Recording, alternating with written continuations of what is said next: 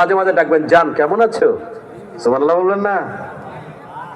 নবীজি কি পরিমাণ স্ত্রীকে ভালোবেসেছেন, একটু মাঝে মাঝে বলবেন, কই তুমি ভালো আছো, প্রিয়তমা ভালো আছো, একটু মাঝে মাঝে আই লাভ ইউ বলবেন। রাজি আছেন তো ইনশাআল্লাহ? আবার অন্যের বউরে বলা যাবে না। কিন্তু আমাদের সমাজে দেখবেন নিজের বউরে ভালো আই লাভ ইউ বলি না, খালি পাশের বাড়ি ভাবিরে বলি। কথা বলেন ঠিক কিনা? কথা বলেন। আজকের সমাজে নিজের বউয়ের প্রতি ভালোবাসা কমে গেছে বিধায় পরক্রিয়া বেড়ে গেছে। কথা বলেন ঠিক কিনা?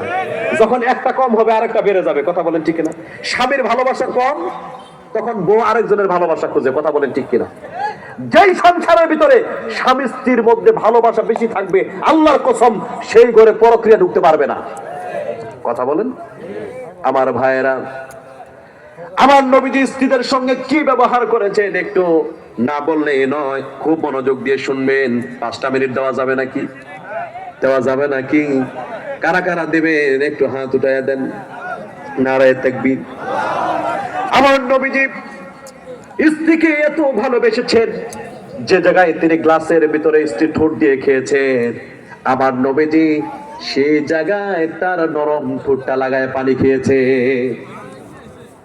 নবীজি স্ত্রীর প্রতি এমন ভালোবাসা বেসেছেন, যখন তিনারা গোসল করেছেন 1 বালতির পানি দিয়ে তারা গোসল করেছেন। সুবহানাল্লাহ। স্ত্রীর প্রতি কি ভালোবেসেছেন আমার বন্ধুগণ। আল্লাহ রাব্বুল আলামিন স্বামী স্ত্রীর ব্যাপারে তিনি কতটা ভালো লাগে। কোন স্বামী স্ত্রী যদি একসঙ্গে যদি অন্তরঙ্গ মুহূর্ত পার করে দেয়, আল্লাহ রাব্বুল আলামিন ওই স্বামী স্ত্রীর সগীরা গুনাহগুলো মাফ করে দেন।